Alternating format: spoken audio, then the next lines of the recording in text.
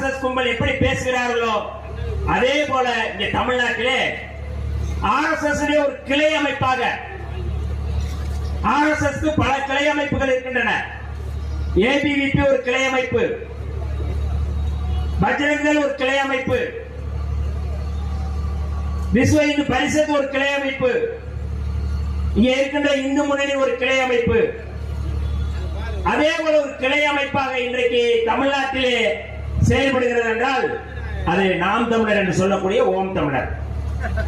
அந்த அமைப்பினுடைய தலைவர் தலைமை ஒருங்கிணைப்பாளராக சொல்லக்கூடிய சீமான் திடீரென்று தந்தை பெரியார் அவர்கள் குறித்து இழிவுபடுத்தும் விதமாக அவர் சொல்லாதவற்றை சொல்லும் விதமாக சொன்னதாக சொல்லி தமிழ்நாட்டில் தந்தை பெரியாருக்கு எதிராக அவர் முன்னெடுக்கிறார். இதற்கு முன்பு தந்தை பெரியார் அவர்கள் குறித்து அவர் புகழ்ந்துரை பேசுகிறார்.